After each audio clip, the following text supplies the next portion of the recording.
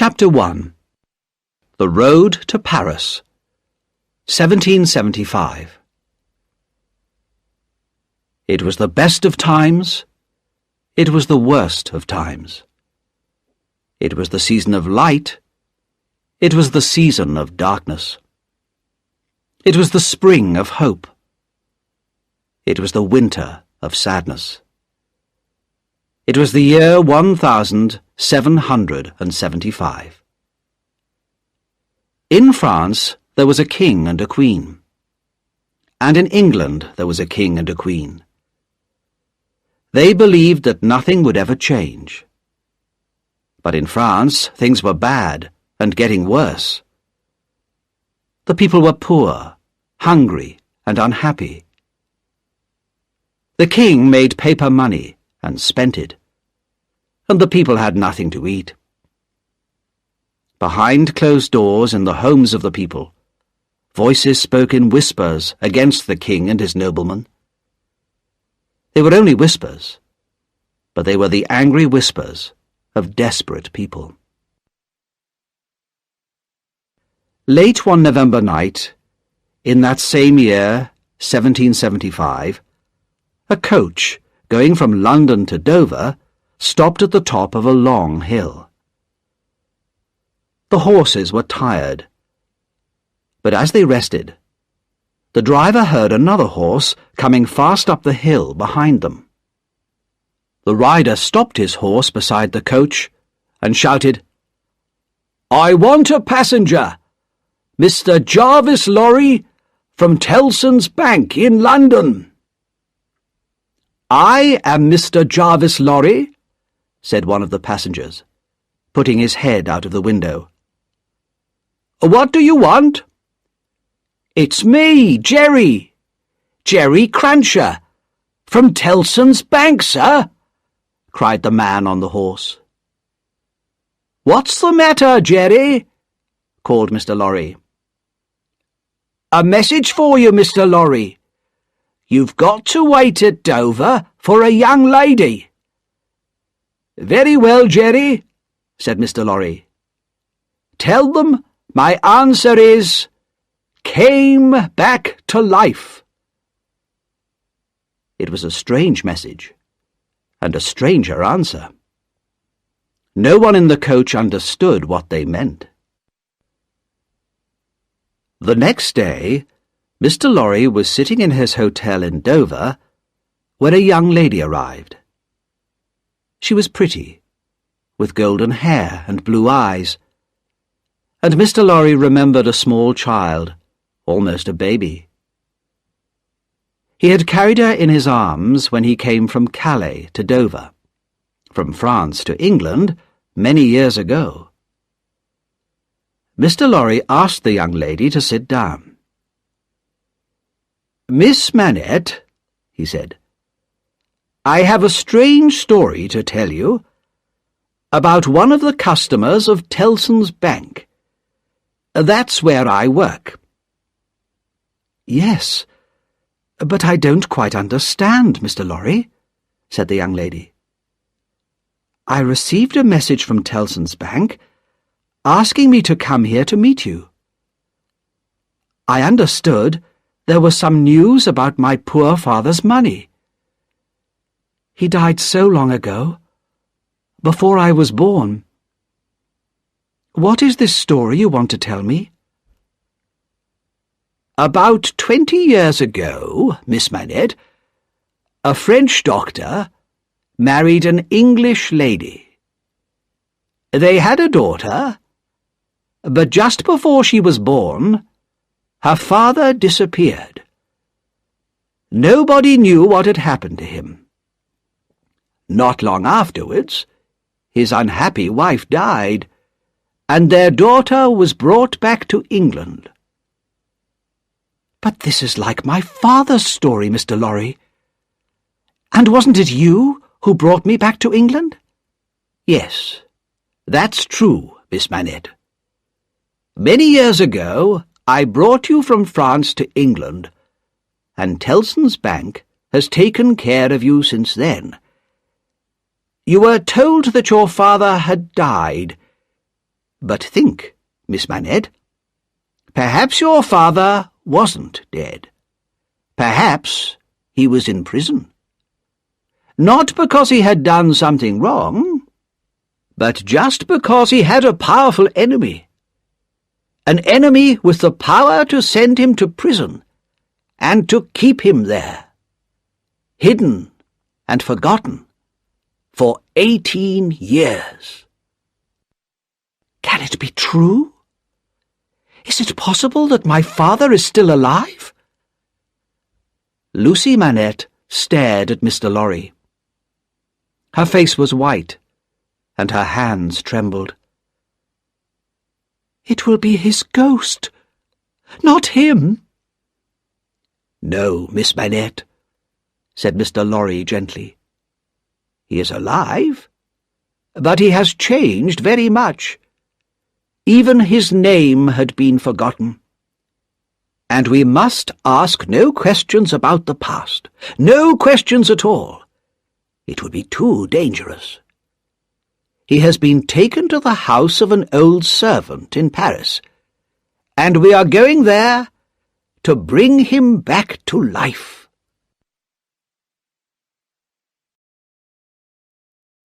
Chapter 2. A Wine Shop in Paris. In the part of Paris called Saint-Antoine, everyone was poor. The streets were narrow and dirty. The food shops were almost empty. The faces of the children looked old already, because they were so hungry. In the wine shop of Monsieur Defarge, there were not many customers, and Defarge was outside, talking to a man in the street.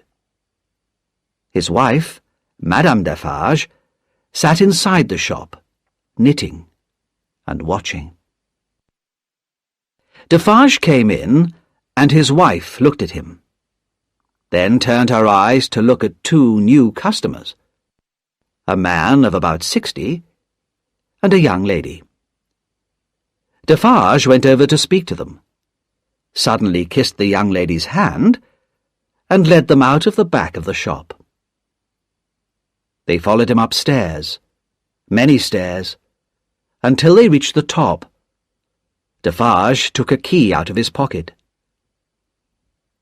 "Why is the door locked?" asked Mr. Lorry in surprise. "He is a free man now." "Because he has lived too long behind a locked door," replied Defarge angrily.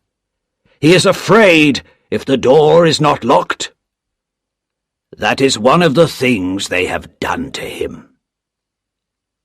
"I'm afraid too," whispered Miss Manette.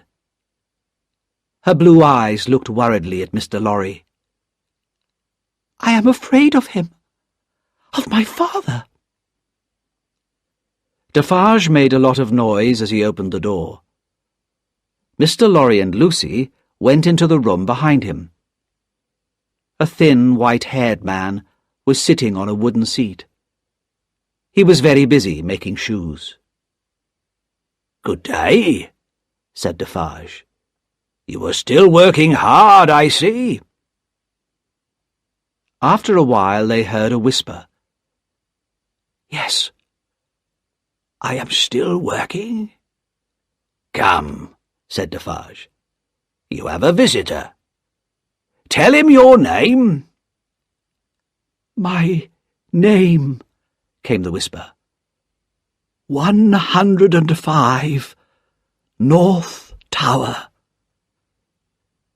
Mr. Lorry moved closer to the old man. "Dr. Manette, don't you remember me, Jarvis Lorry?" he asked gently.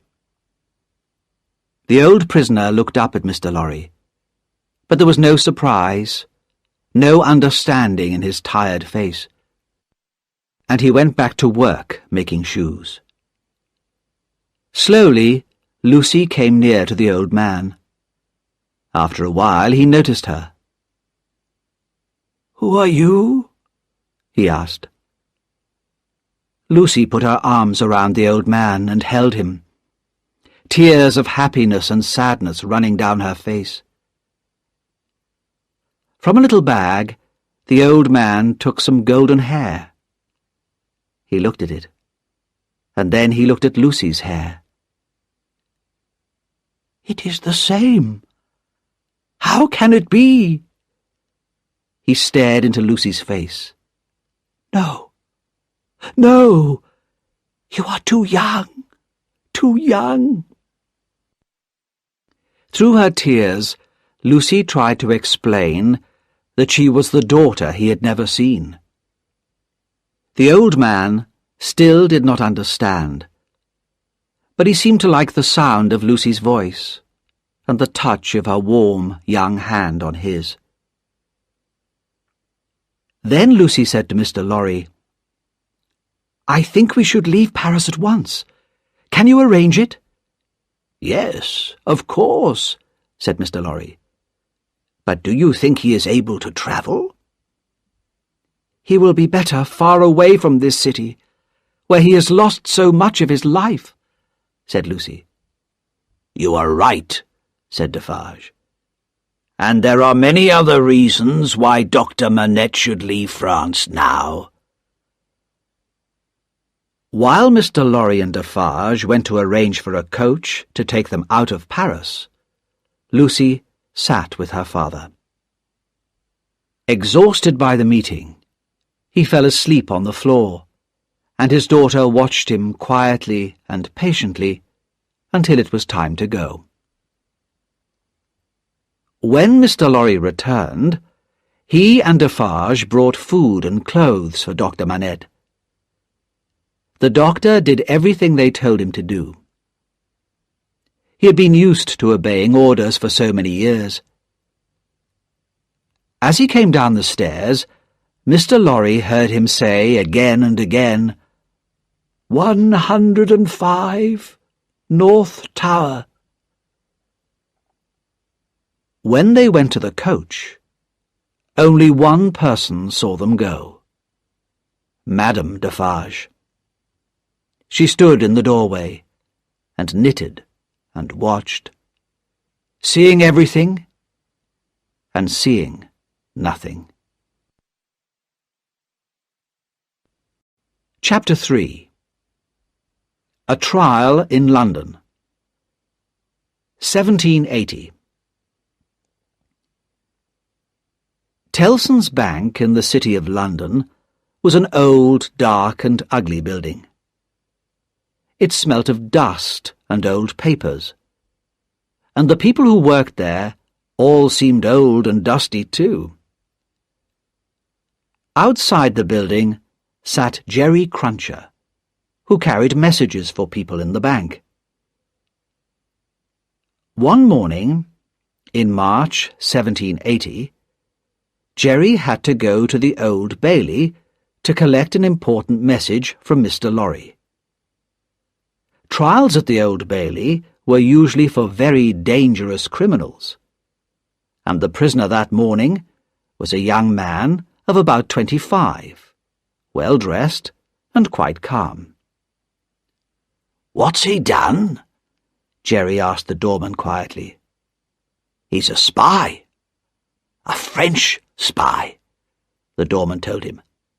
"He travels from England to France and tells the French king secret information about our English army." "What'll happen if he's guilty?" asked Jerry. "Oh, he'll have to die. No question of that," replied the doorman enthusiastically. "They'll hang him." "What's his name?" "Darnay. Charles Darnay. Not an English name, is it?" While Jerry waited, he looked around at the crowd inside the Old Bailey and noticed a young lady of about 20 years and her father, a gentleman with very white hair.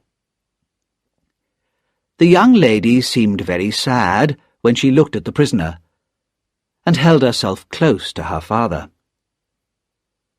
Then the trial began, and the first person who spoke against Charles Darnay was called John Barsad.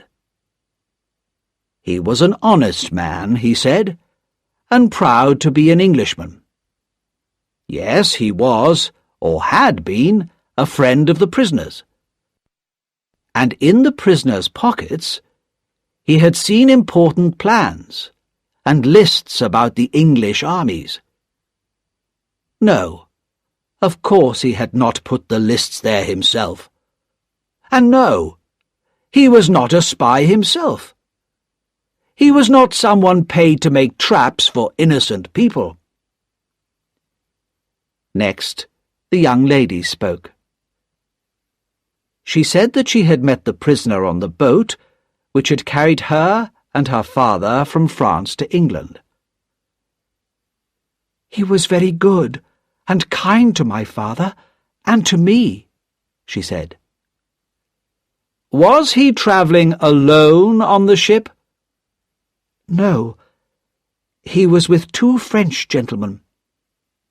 "Now, Miss Manette, did you see him show them any papers, or anything that looked like a list?"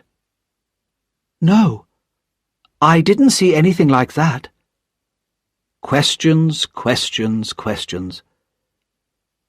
The trial went on, and finally a small, red-haired man spoke. He told the judge that he had seen Mr. Darnay at a hotel in a town where there were many soldiers and ships.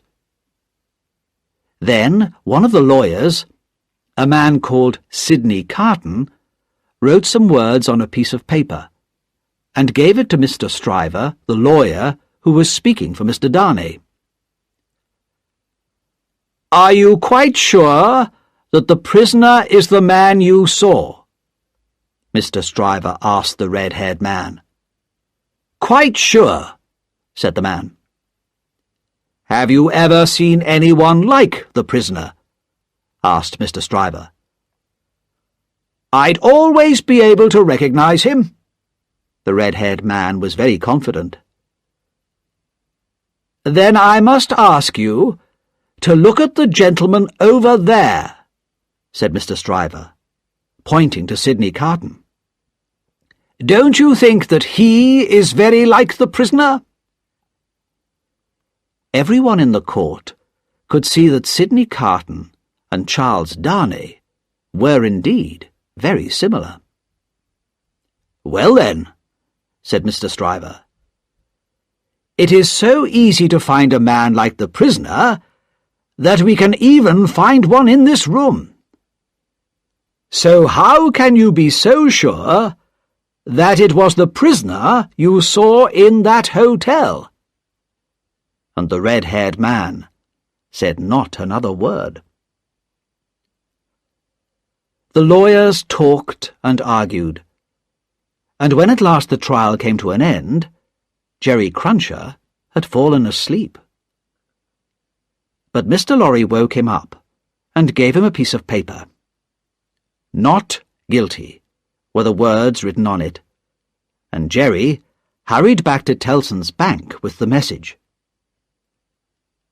Sidney Carton seemed to be a man who did not care about anyone or anything. He was Mr. Stryver's assistant.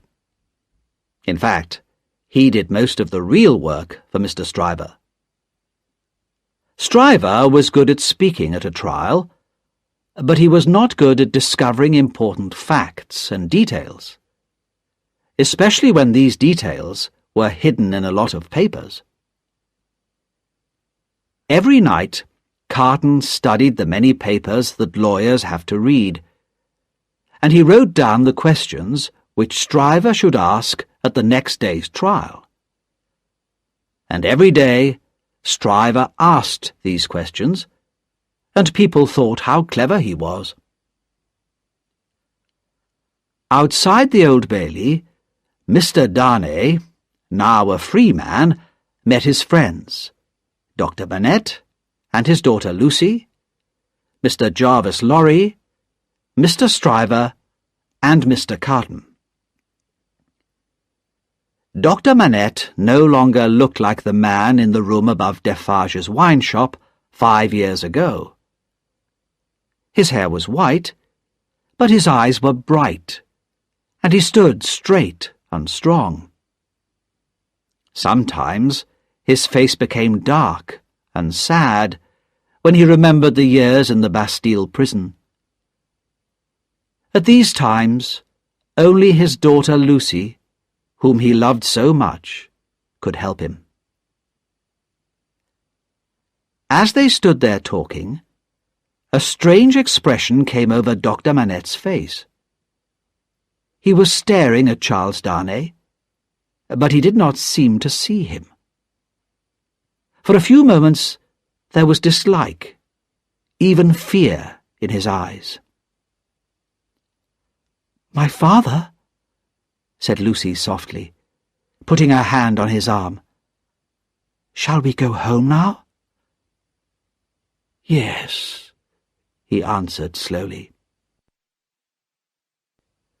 Soon they drove off in a coach, and then Mr. Stryver and Mr. Lorry walked away, leaving Mr. Darnay and Mr. Carton alone. "It must be strange for you," said Carton, "to be a free man again, and to be standing here, talking to a man who looks just like you. Let us go out and eat together." After they had eaten, Carton said softly, "How sad and worried Miss Manette was for you today. She's a very beautiful young woman, don't you think?" Darnay did not reply to what Carton had said, but he thanked him for his help at the trial. "I don't want your thanks," replied Carton. "I have done nothing, and I don't think I like you."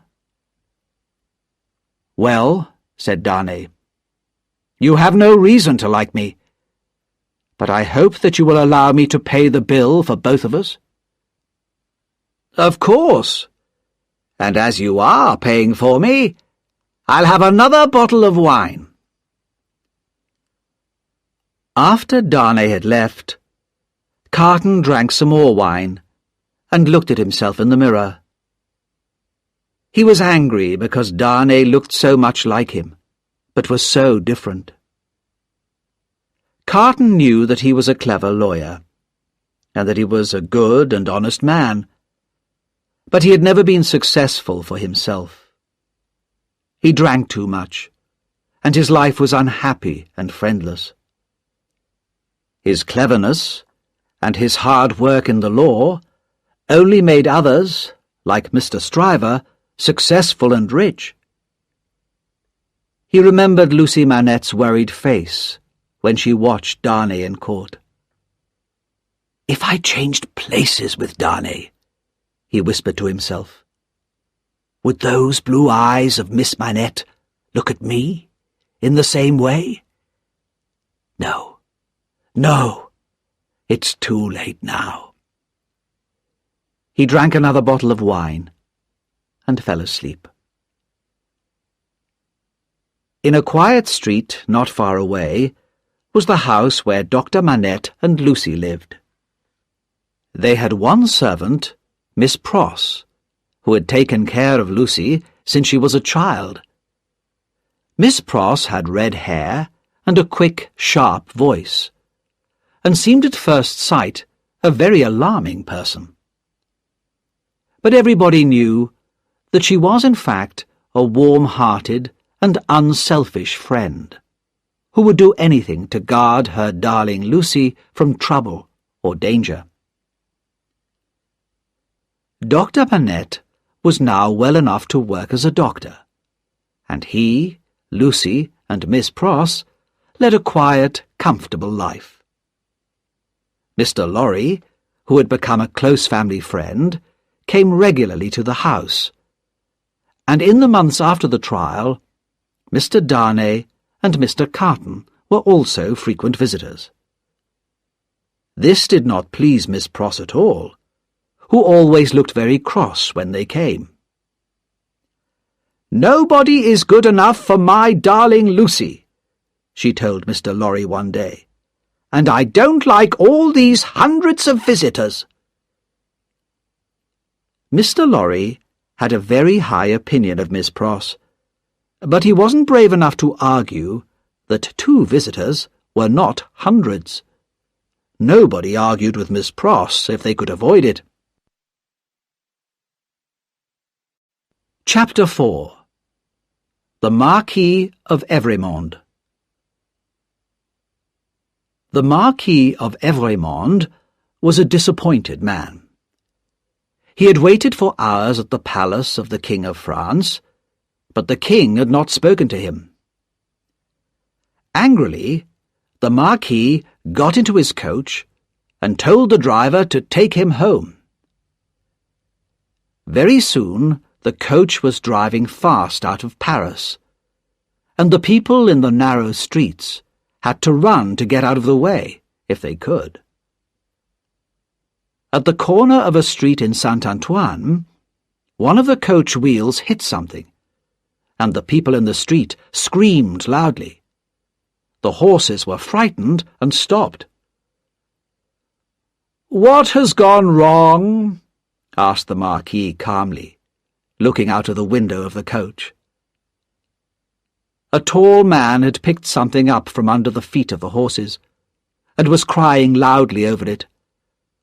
"Why is that man making that terrible noise?" asked the Marquis impatiently. "I'm sorry, Monsieur the Marquis. It is his child," said one of the people. "Dead! Killed!" screamed the man. The people in the street came close to the coach and looked at the Marquis with stony, silent faces. The Marquis looked back at them in bored dislike. To him, they were no more than animals. "I can't understand," he said coldly, "why you people cannot take care of yourselves and your children. I hope my horses are not hurt." And he threw a gold coin to his driver. "Give this to that man." "Dead!" shouted the father of the child again. Another man came forward. "Be brave, Gaspard. Your child has died quickly, and without pain. It is better to die like that than to go on living in these terrible times." "You are a sensible man," said the Marquis from his coach. "What is your name?" "They call me Defarge."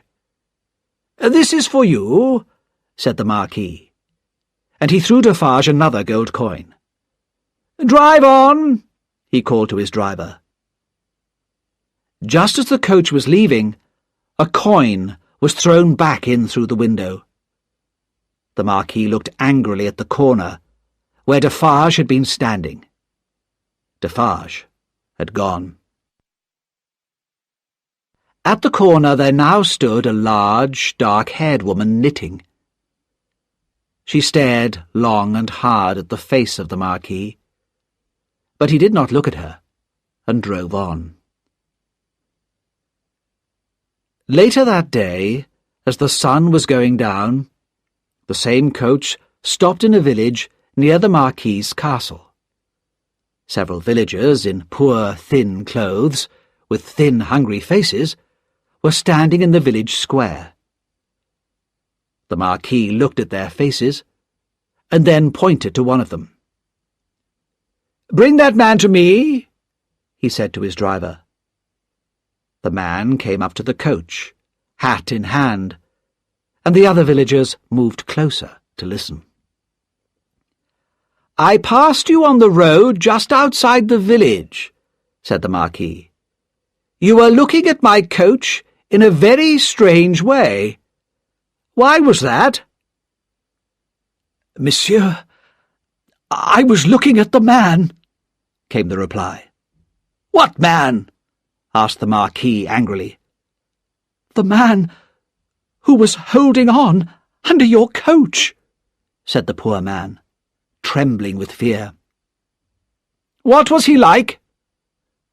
"Oh, monsieur, he was white from head to foot, all covered with dust, just like a ghost." "Where is he now? What happened to him?"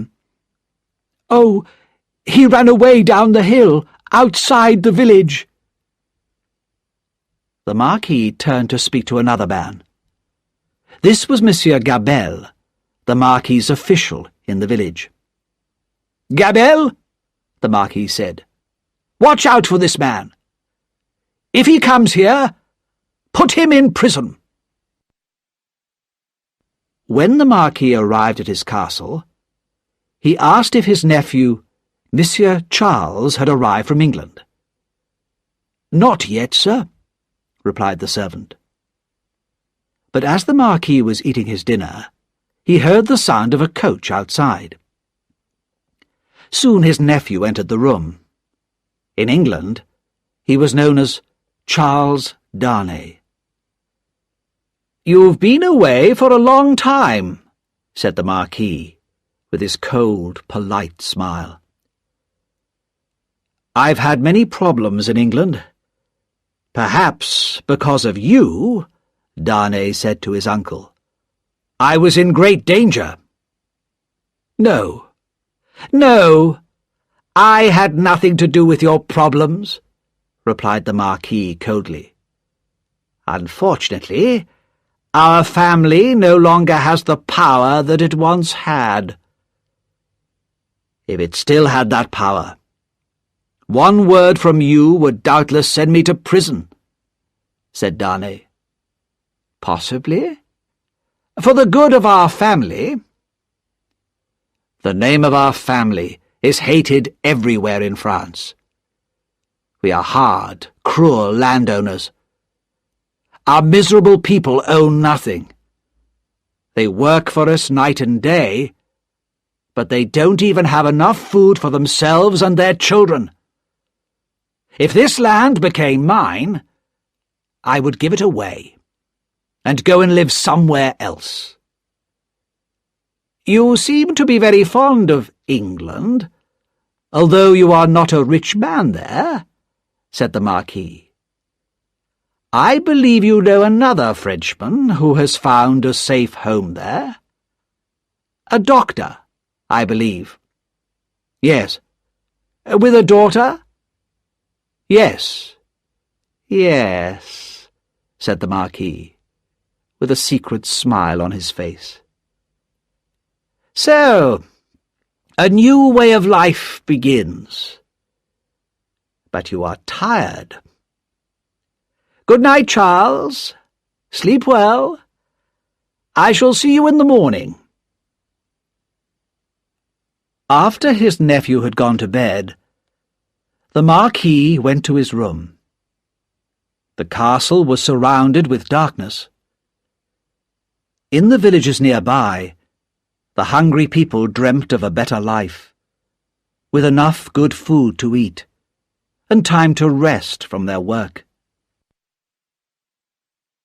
Early in the morning, the dreamers awoke and started their day's hard work. The people in the castle did not get up until later, but when they did, why did the great bell start ringing? Why did people run out of the castle to the village as fast as they could? The answer lay in the bed of the Marquis. He lay there like stone, with a knife pushed into his heart. On his chest lay a piece of paper with the words, "Drive him fast to his grave. This is from Jacques." Chapter 5. Two men speak of love. 12 months after the death of the Marquis in France, Charles Darnay had become a successful teacher of French in London. He had known, when he came to London, that he would have to work hard to earn his living, and he was successful. He was also in love. He had loved Lucy Manette from the time when his life was in danger in the Old Bailey. He had never heard a sound so sweet as her gentle voice. He had never seen a face so beautiful as hers. But he had never spoken to her about his love. The death of his uncle in France had become, over the 12 months, like a dream to him. But he had said nothing to Lucy of his feelings, nor of what had happened. He had good reason for this. But one day in the summer, he came to Dr. Manette's home in London. He knew that Lucy was out with Miss Pross, and he had decided to speak to her father. Dr. Manette was now strong in body and mind, and sad memories of his long years in prison did not come back to him often. When Darnay arrived, the doctor welcomed him warmly. "Dr. Manette," said Darnay, "I know that Lucy is out, but I have come here today to speak to you." There was a silence. "Do you want to speak to me about Lucy?" asked the doctor slowly. "Yes." "Dear Dr. Manette, I love your daughter dearly. If there was ever love in the world, I love Lucy." "I believe you," said Dr. Manette sadly. "It's very hard for me to speak of her at any time. But I believe you, Charles Darnay. Have you spoken to Lucy about your love?" "No, never." "I know how much your daughter means to you, Dr. Manette. Her love for you and your love for her, these are the greatest things in your life and in hers. I love Lucy. With all my heart I love her. But I do not want to come between you and her. The two of you will never be separated because of me."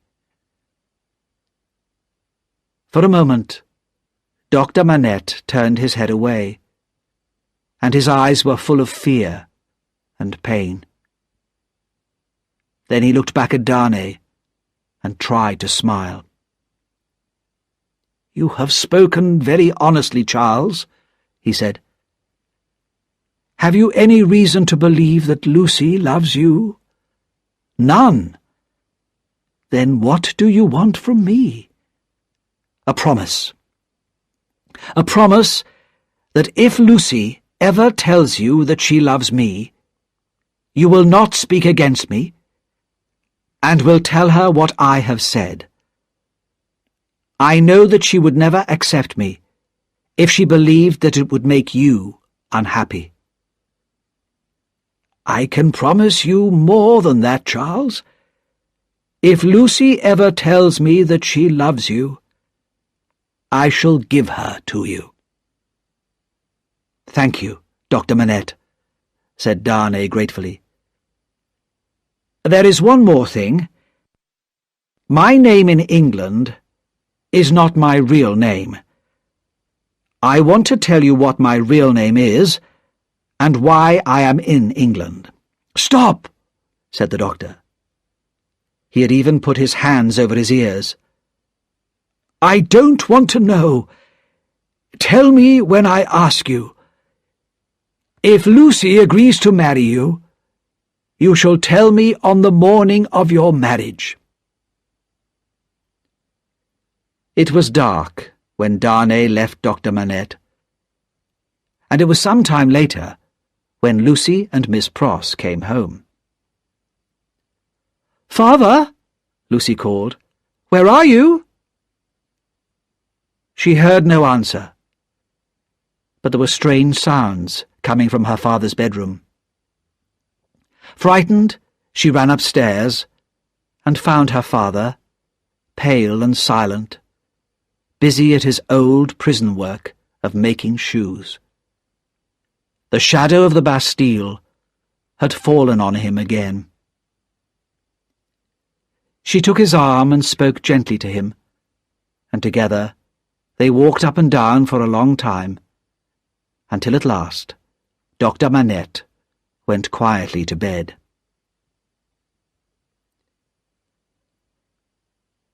Although Mr. Carton visited Dr. Manette's house quite often, he usually said very little when he was there.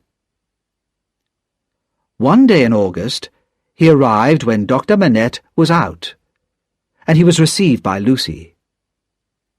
She had always been a little shy with him, but on that day she noticed something different in his face. "Aren't you well, Mr. Carton?" she asked. "No, probably not, Miss Manette. But my way of life is not good for my health." "That seems sad," said Lucy gently. "Why do you not change your way of life?" "It's too late for that. I shall never be better than I am. But, Miss Manette, there is something that I want to say to you, but I find it so difficult. Will you listen to me?" "If it will help you, Mr. Carton, I will be happy to listen to you," said Lucy, but she was pale and trembling. "Miss Manette, I know that you could never have feelings of love for me, a man who has spent his life so badly." "Even without my love, Mr. Carton, can I not save you? Can I not help you?" "No, Miss Manette," said Carton. "Even if it was possible for you to love me, it is too late for me. I would only make you sad and destroy your life. But it has been a last dream of my heart, to see you and your father together, to see the home that you have made for him. This has brought back old and happier memories for me." "Can I do nothing to help you?" asked Lucy sadly. "Only this, Miss Manette. Let me remember that I spoke to you of the feelings of my heart, and that you were kind and gentle towards me." "Oh, Mr. Carton, try again to change." "No, Miss Manette. It is too late. My bad habits will never change now. But tell me that you will never speak of what I have said today. Not to anyone, not even to the person dearest to you." "Mr. Carton," said Lucy, "this is your secret. No one will ever know it from me." "Thank you, Miss Manette. I shall never speak of this again. But in the hour of my death, it will be a happy memory for me that my last words of love were to you." Lucy had never heard Mr. Carton speak like this before. Tears came to her eyes as she thought of his hopeless, miserable life. "Don't cry," said Sidney Carton. "I am not worth your love. But you should know that for you, or for anyone close to you, I would do anything. Please remember always that there is a man who would give his life to keep someone you love alive and close to you. Goodbye, Miss Manette."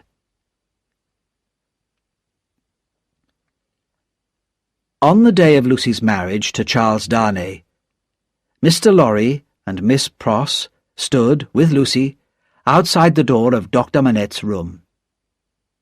Inside, the doctor and Mr. Darnay had been talking together for a long time. Soon it would be time to leave for the church. Lucy looked very beautiful, and Mr. Lorry watched her proudly. He talked about the day, so long ago, when he had brought Lucy, as a baby in his arms, from France to England. Miss Pross, too, had her memories, and thought fondly of her brother, Solomon. He had stolen money from her many years ago, and she had never seen him since then, but she still loved him. The door of the doctor's room opened, and he came out with Charles Darnay. The doctor's face was white, but he was calm. He took his daughter's arm, and they went out to the waiting coach. The others followed in a second coach, and soon, in a nearby church, Lucy Manette and Charles Darnay were married. After the marriage, Lucy and Charles came back to the house for breakfast, and then Lucy had to say goodbye to her father for 2 weeks, the first time they had not been together since his return from Paris. When Lucy and Charles had left, Mr. Lorry noticed a change in the doctor. A little sadness was natural, but there was a lost, frightened look in the doctor's eyes, which worried Mr. Lorry very much. When he left to go to Tellson's Bank, he whispered to Miss Pross that he would return as quickly as he could. 2 hours later, he hurried back to the house, and Miss Pross met him at the door. "Oh, what shall we do, Mr. Lorry?" she cried. "He doesn't know me, and is making shoes again." Mr. Lorry went up to the doctor's room. "Dr. Manette, my dear friend, look at me. Don't you remember me?" But Dr. Manette said nothing, and worked on in silence. Once again he was a prisoner in the Bastille, without friends or family, without even a name of his own. For 9 days and 9 nights, the shoemaker worked on, leaving his table only to sleep, eat, or walk up and down his room.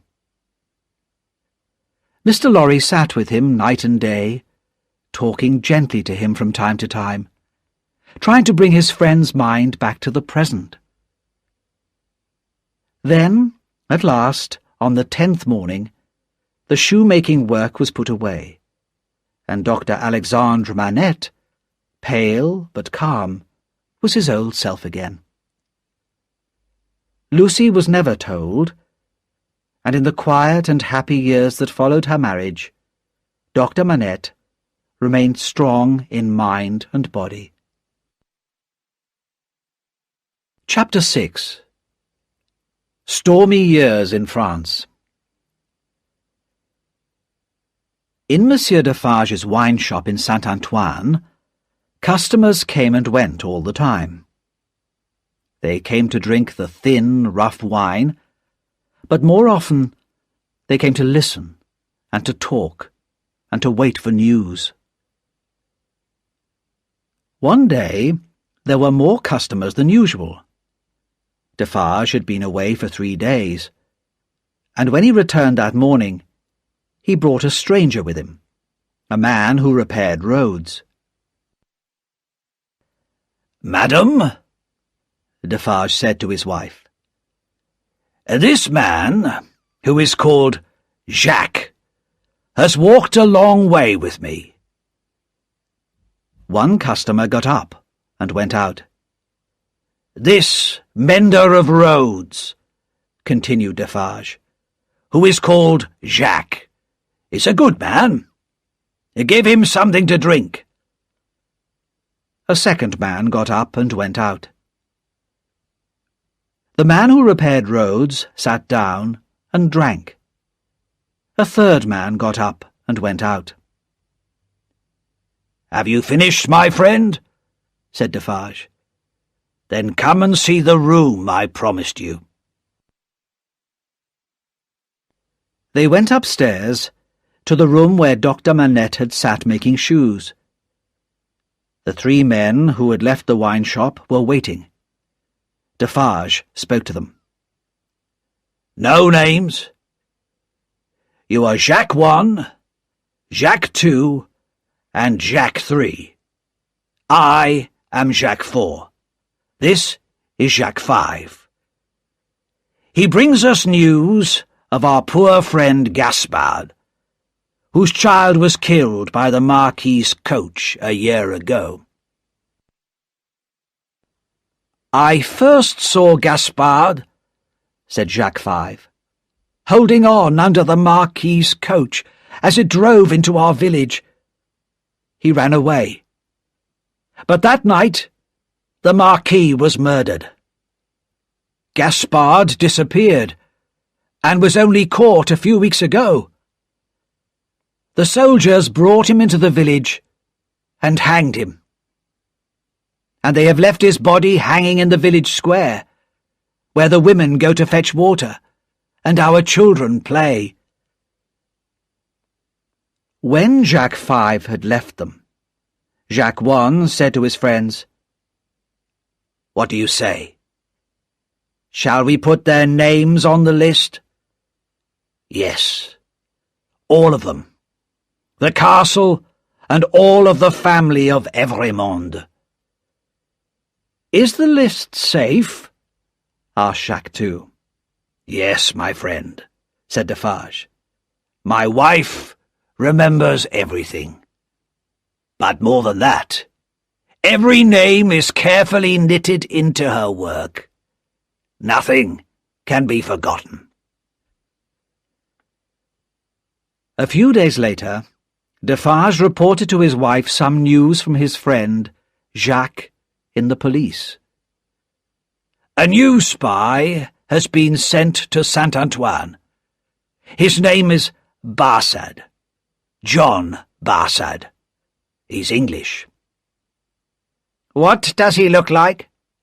Do we know?" "He's about 40 years old, quite tall, black hair, thin face," said Defarge. "Good," said his wife. "I'll put him on the list tomorrow." "But you seem tired tonight, and sad." "Well," said Defarge, "it is a long time." "It takes time to prepare for change. The crimes against the people of France cannot be revenged in a day." "But we may not live to see the end." "Even if that happens," replied Madame Defarge, "we shall help it to come. But I believe that we shall see the day of our revenge against these hated noblemen." The next day, a stranger came into the wine shop. At once, Madame Defarge picked up a rose from the table and put it in her hair. As soon as they saw this, the customers stopped talking, and one by one, without hurrying, left the wine shop. "Good day, madame," said the stranger. "Good day, monsieur," said Madame Defarge. But to herself she said, "About 40 years old, tall, black hair, thin face. Yes, I know who you are, Mr. John Barsad." "Is business good?" asked the stranger. "Business is bad. The people are so poor." Madame Defarge looked over to the door. "Ah, here is my husband." "Good day, Jacques," said the spy. "You're wrong," said Defarge, staring at him. "That's not my name. I am Ernest Defarge." "It's all the same," said the spy easily. "I remember something about you, Monsieur Defarge. You took care of Dr. Manette when he came out of the Bastille." "That's true," said Defarge. "Have you heard much from Dr. Manette and his daughter? They're in England now." "No, not for a long time." "She was married recently. Not to an Englishman, but to a Frenchman. It's quite interesting when you remember poor Gaspard. Miss Manette has married the nephew of the Marquis that Gaspard killed. Her new husband is really the new Marquis, but he prefers to live unknown in England. He's not a Marquis there, just Mr. Charles Darnay. Monsieur Defarge was not happy at this news. When the spy had gone, he said to his wife, "Can it be true? If it is, I hope that Miss Manette keeps her husband away from France." "Who knows what will happen?" replied Madame Defarge. "I only know that the name of Evrémonde is in my list, and for good reason." She went on calmly knitting, adding name after name to her list of the enemies of the people. Time passed, and Madame Defarge still knitted. The women of Saint-Antoine also knitted, and the thin, hungry faces of Jacques and his brothers became darker and angrier. The noise of the coming storm in Paris was growing louder. It began one summer day in the streets of Saint-Antoine, around Defarge's wine shop, with a great crowd of people. A crowd who carried guns, knives, sticks, even stones, anything that could be a weapon. An angry crowd who shouted and screamed, who were ready to fight and to die in battle. "Friends and citizens," shouted Defarge, "we are ready! To the Bastille!" The crowd began to move, like the waves of the sea. "Follow me, women!" cried Madame Defarge. A long, sharp knife shone brightly in her hand. "We can kill as well as any man!" The living sea of angry people ran through Saint-Antoine to the Bastille, and soon the hated prison was ringing with the noise of battle. Fire and smoke climbed up the high stone walls, and the thunder of the guns echoed through the city. 4 terrible and violent hours. Then a white flag appeared above the walls, and the gates were opened. The Bastille had been taken by the people of Paris. Soon the crowds were inside the building itself, and shouting, "Free the prisoners!" But Defarge put his strong hand on the shoulder of one of the soldiers. "Show me the North Tower. Take me to 105 North Tower. Quickly!" "Follow me," said the frightened man. And Defarge and Jacques III went with him through the dark prison, past heavy closed doors, up stone stairs, until they came to a low door. It was a small room, with dark stone walls, and only one very small window, too high for anyone to look out. Defarge looked carefully along the walls. "There! Look there, Jacques III!" he cried.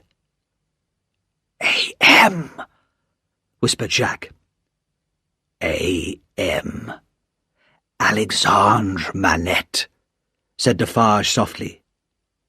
"Let us go now." But before they left, they searched the room and the furniture very carefully, looking for small hiding places. Then they returned to the crowds below. The Bastille and its officers were now in the hands of the people, and the people wanted revenge and blood. "At last it has begun, my dear," said Defarge to his wife. It was the 14th of July, 1789. In the village where the Marquis had lived, and where Gaspard had died, life was hard. Everything was old and tired and broken down. The people, the land, the houses, the animals. In the past, everything and everybody had had to work for the Marquis, and he had given nothing in return. But now, strangers were travelling about the country. Strangers who were poor like the people, but who talked about new ideas, ideas which had started in Paris and were now running like fire across the country. The road mender, who had brought the news of Gaspard to Paris, still worked repairing the roads. One day, a stranger came to him as he worked on the road outside the village. "Jacques?" said the stranger. He shook the road mender's hand and turned to look at the Marquis's castle on the hill. "It's tonight, Jacques," he went on quietly. "The others will meet me here." It was very dark that night, and the wind was strong. No one saw the 4 men who came quietly to the castle and said nothing. But soon the castle itself could be seen in the dark sky. The windows became bright. Smoke and yellow flames climbed into the sky.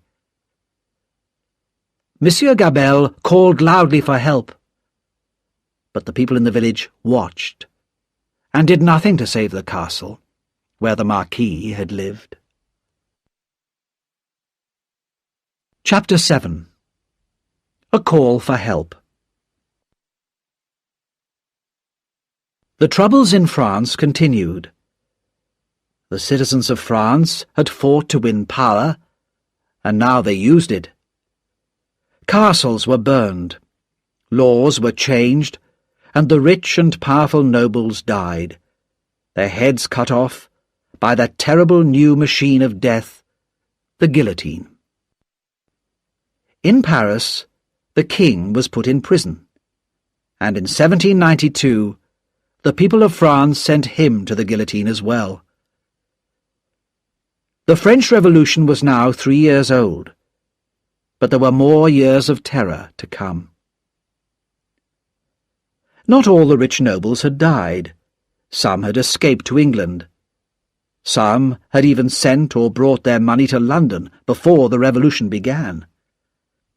And Tellson's Bank, which the French emigrants used, had become a meeting place where they could hear and talk about the latest news from France. One wet August day, Mr. Lorry sat at his desk in the bank talking to Charles Darnay. The years since Charles's marriage had seen the arrival of a daughter, little Lucy, who was now 9 years old. Dr. Manette had continued in good health, and at the centre of that warm family circle was always Lucy, a loving daughter, wife, mother, and a kind-hearted friend. Even Sidney Carton, though his old bad ways were unchanged, was a family friend, and very much a favourite with little Lucy. But at this moment, Charles Darnay was trying very hard to persuade his old friend, Mr. Lorry, not to go to France. "It's too dangerous. The weather is not good. The roads are bad. Think of your age," he said. "My dear Charles," said the banker, "you think that, at nearly 80 years of age, I'm too old? But that's exactly why I must go. I have the experience. I know the business. My work is to find and hide papers that might be dangerous to our customers.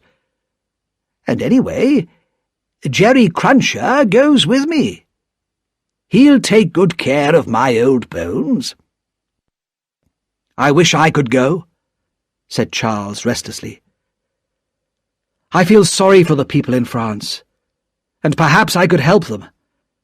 Only last night, when I was talking to Lucy—" "Talking to Lucy," repeated Mr. Lorry. You talk about your lovely wife at the same time as you talk about going to France? You must not go. Your life is here, with your family.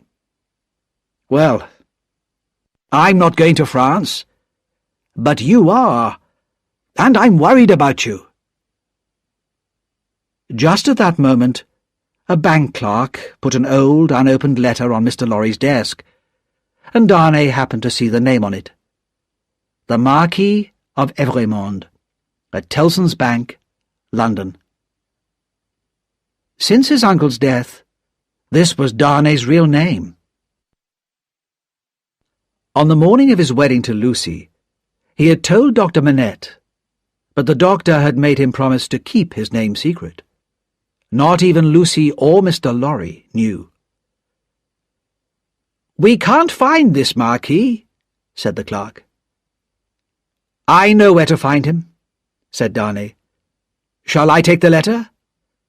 "That would be very kind," said Mr. Lorry. As soon as he had left the bank, Darnay opened the letter.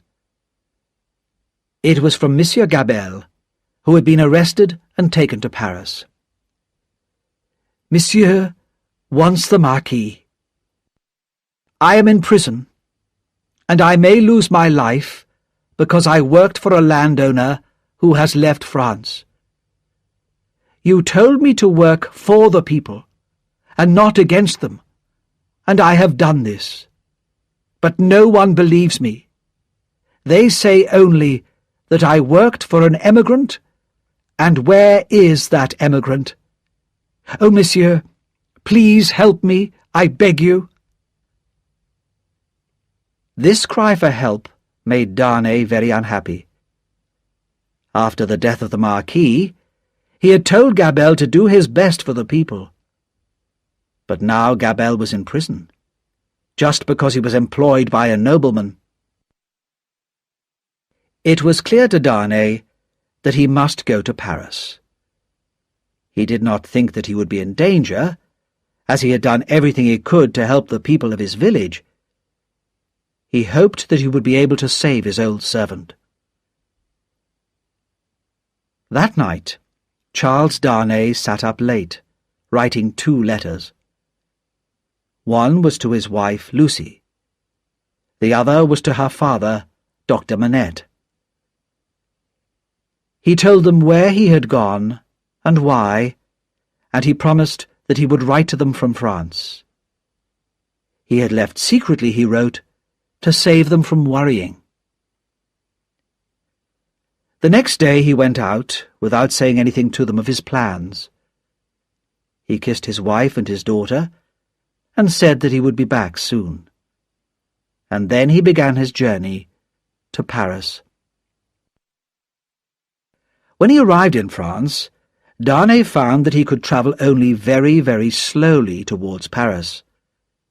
The roads were bad, and every town, every village, had its citizens with guns who stopped all travellers, asked them questions, looked at their papers, made them wait, or threw them in prison, turned them back, or sent them on their way.